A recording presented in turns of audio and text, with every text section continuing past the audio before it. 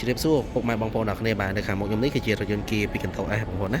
ស៊េរីឆ្នាំ2026បងប្អូនណាយើងមានក្នុងស្តុកកពណ៌ប្រភេទឡានសាំងសុតបងប្អូនណាម៉ាស៊ីន 1.0 បាទហើយតម្លៃវិញគឺ 10000 ជាងបងប្អូនណាបាទ15999 បាទ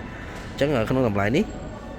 បងប្អូននឹងទទួលបានការធានា5ឆ្នាំ 150,000 គីឡូម៉ែត្រហើយនឹងការបដូរប្រេងម៉ាស៊ីន free រយៈពេល2ឆ្នាំឬក៏20000 គីឡូម៉ែត្របងប្អូនណាមានន័យថាយើង free បងប្អូន4ដង2ឆ្នាំ20000 គីឡូបាទអញ្ចឹងសម្រាប់សេវាកម្មបដូរប្រេងយើងមានគ្រប់ខេត្តក្រុងដូចគ្នាបងប្អូនណាបងប្អូនអត់ចាំបាច់មក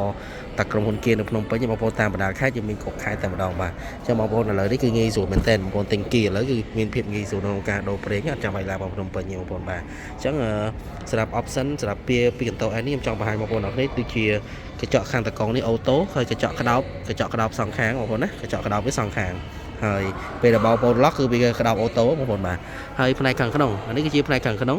ជាកូដជាប្រភេទជាកូដភ្លើងបងប្អូនណាមានវ៉ូលីមជាកូដតម្លាក់ដូរប័ណ្ណចម្រៀងតម្លាក់សំឡេងហ្នឹងគឺមានទាំងអស់អ្វីពិសេសគឺកុងទ័រ digital ហើយពេលកង់នេះគឺកុងទ័រ digital អេក្រង់ធំទំហំ8អ៊ីងជាងអាចប្រើ Apple CarPlay បានបាទហើយសម្រាប់ option បន្ថែមទៀតមានដូចជាកន្លែងសាកទូរស័ព្ទ Type C បាទហើយកៅអីប្រភេទកៅអី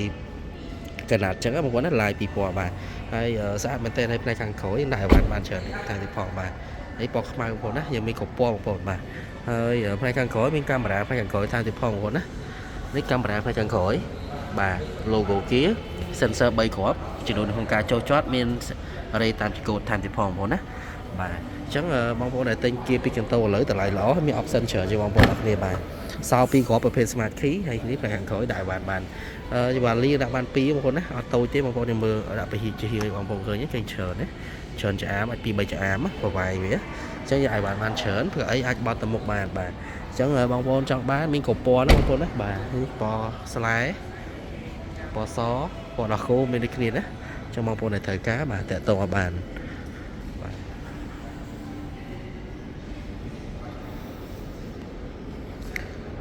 ចឹងអរគុណបងប្អូនអរគ្នាសម្រាប់សេវាកម្មមលុះអាចលុះបាន25ខែក្រុងមលុះសុទ្ធក៏បានដែរ